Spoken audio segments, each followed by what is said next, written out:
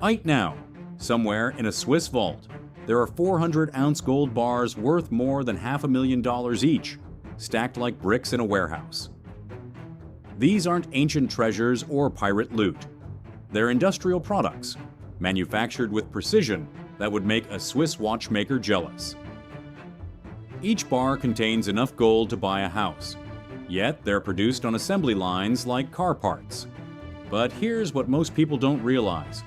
Creating a single gold bar requires dissolving the metal completely, then rebuilding it atom by atom in a process so dangerous that one miscalculation can vaporize millions of dollars in seconds. Today, we're going inside the most secretive refineries on Earth to see how raw gold becomes investment-grade bars. We'll follow the complete transformation from crushed rock to certified bullion, revealing the hidden steps that turn dirty metal into financial instruments traded by central banks. You'll see why Switzerland controls this industry, what happens when a single bar fails inspection, and how these facilities handle enough wealth to destabilize small economies. This isn't just manufacturing.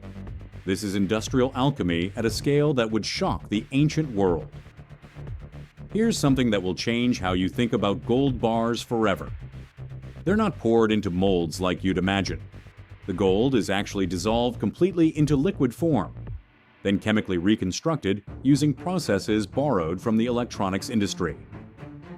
Those perfect rectangular shapes aren't carved or hammered. They're grown, molecule by molecule, in conditions more controlled than a pharmaceutical lab. Every bar you see in movies or bank vaults has been completely destroyed and rebuilt at least twice during production. The journey begins thousands of miles away in mines that look more like industrial cities than holes in the ground. Raw ore arrives at Swiss refineries in shipping containers, each load worth more than most people see in a lifetime. But this isn't the glittering gold from treasure chests. It's gray, dusty rock that could pass for gravel, containing less than 1% actual gold. The transformation from this humble material to gleaming bars requires a process that pushes both chemistry and engineering to their absolute limits. The first real challenge hits immediately: contamination. Modern gold ore contains dozens of other metals that bond chemically with gold at the molecular level. Silver, copper, platinum, and industrial pollutants create alloys so complex that separating them requires temperatures above 2,000 degrees Fahrenheit and chemical solutions that can dissolve steel. One contaminated batch can ruin an entire production run worth tens of millions of dollars. The rejection rate at top refineries exceeds 15%, meaning nearly 1 in 6 attempts fails completely. But the biggest bottleneck isn't technical, it's time. Each purification cycle takes 48 hours minimum, and rushing the process creates microscopic flaws that make bars unsellable to institutional buyers. Before any gold enters the main production line, it faces 2 critical checkpoints that eliminate millions of dollars in material daily. First, X-ray fluorescence testing analyzes the molecular composition of every batch, rejecting loads that don't meet minimum purity thresholds. This isn't a gentle process. Samples are vaporized using laser spectroscopy to reveal their exact elemental makeup. Second, physical inspection catches structural problems invisible to chemical analysis. Technicians examine ore samples under 40x magnification, looking for crystal formations that indicate the gold will fracture during melting. When a batch gets rejected at this stage, it doesn't just disappear. It gets sold to electronics manufacturers at a fraction of its potential value, representing a loss that can exceed $2 million per rejected shipment. What happens next looks like controlled destruction on an industrial scale. The approved gold ore enters crushing machines that generate more force per square inch than a car compactor, reducing rocks the size of bowling balls to powder finer than flour. But here's the fascinating part. This isn't random destruction. The crushing pattern is precisely calibrated, to fracture rock along natural fault lines, exposing maximum surface area while preserving the microscopic gold particles embedded within. The result is a gray powder that contains more gold per cubic inch than the original ore, concentrated through pure mechanical precision. This powder will flow like liquid through the next stage, even though it's still completely solid. The powder enters what looks like a chemistry lab designed by NASA.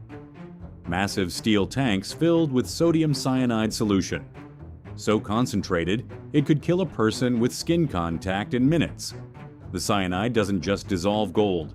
It forms molecular bonds that separate gold atoms from everything else in the mixture, creating a chemical reaction that transforms solid metal into liquid solution. First progression. pH levels must stay between 10.5 and 11.2. Monitored by sensors that trigger automatic shutdowns if levels drift by even 0.1 points. Second progression. Oxygen injection increases dissolution rates by 400%. But too much oxygen creates explosive gases that require constant ventilation systems running at industrial scale. Third progression.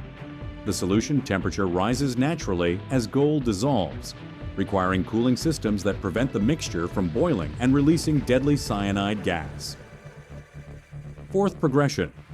Zinc powder injection reverses the chemical process, forcing dissolved gold to precipitate back into solid form as a muddy sludge that contains 85% pure gold. Each step increases the risk exponentially. A single sensor failure can release enough toxic gas to evacuate a city block, while overheating can cause explosive chemical reactions that destroy entire production facilities. This is where everything can go catastrophically wrong. The gold-rich sludge enters furnaces that reach 2100 degrees Fahrenheit, hot enough to melt copper coins instantly. At these temperatures, microscopic impurities don't just contaminate the gold. They create chemical reactions that can cause molten metal to explode outward like a volcano. The furnace operators monitor pressure readings that fluctuate by the second, knowing that a single spike beyond acceptable limits means evacuating the entire facility. Millions of dollars in gold becomes molten liquid that could solidify into worthless slag if the temperature drops even 50 degrees too quickly. The margin for error measures in seconds, not minutes, and there's no way to reverse the process once it begins. Then comes the moment that transforms industrial chemistry into precision art. The molten gold, now 99.99% pure and glowing like liquid sunlight, pours into graphite molds at exactly 1948 degrees Fahrenheit. This isn't just pouring, it's controlled deposition, where every drop must flow at the precise rate to prevent air bubbles that would make the bar worthless. The graphite molds cost $15,000 each and can only be used 50 times before microscopic erosion makes them unusable. As the gold cools, it shrinks by exactly 2.3%, requiring molds designed with mathematical precision to produce bars that meet international weight standards, accurate to 0.01 ounces. The cooling process takes exactly 4 hours and 12 minutes. Cool it faster, and the gold develops stress fractures. Cool it slower, and the crystal structure becomes too soft for commercial use. What emerges is a perfect rectangular bar containing exactly 400 troy ounces of gold, worth more than $800,000 at current prices, with surface smoothness measured in micrometers. Even at this stage, perfection isn't guaranteed. Quality control inspectors hunt for defects that could make million-dollar bars completely worthless. They use ultrasonic testing to find microscopic air bubbles invisible to the naked eye. Bubbles smaller than a grain of sand that indicate the bar will crack under stress. Surface inspection reveals oxidation marks that suggest contamination during cooling, while weight verification catches bars that are even 0.02 ounces off specification. The most dangerous defect is internal stress fractures that won't appear for months after production. These delayed failures can cause bars to split in half during transport, creating legal liability that exceeds the bar's actual value. Approximately 3% of bars that pass initial inspection fail these advanced tests, representing losses of over $24,000 per rejected bar. The approved bars enter a security protocol that rivals nuclear material handling. Each bar receives laser etching that includes weight, purity percentage, serial number, and refinery certification. Information that cannot be forged or altered without destroying the bar's value. The bars move through packaging systems where human contact is eliminated entirely. Robotic arms handle bars worth more than luxury cars, with precision measured in millimeters. Transport containers are designed to withstand impacts that would total a truck, while GPS tracking systems monitor location every 30 seconds during shipping. The scale becomes staggering.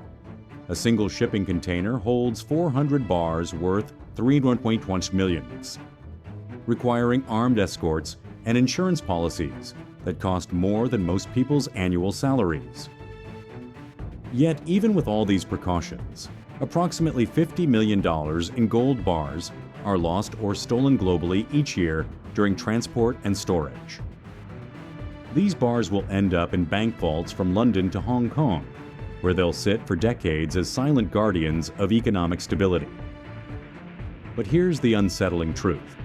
The same industrial precision that creates these perfect bars also makes them vulnerable. As technology advances, the gap between authentic bars and sophisticated counterfeits narrows every year. The invisible enemy isn't just contamination or human error. It's the constant race between security measures and those who would exploit them. Each bar represents not just wealth, but trust in systems that most people never see but depend on completely. The next time you hear about gold prices or economic uncertainty, remember, somewhere in a Swiss facility, molten metal worth millions flows through processes where a single mistake doesn't just cost money. It shakes the foundations of global finance itself. Subscribe to see how other materials that shape our world are really made. Comment about what surprised you most about this process, and watch our next video about the hidden dangers in everyday manufacturing. The real world operates on margins thinner than gold leaf, and the stakes are always higher than they appear.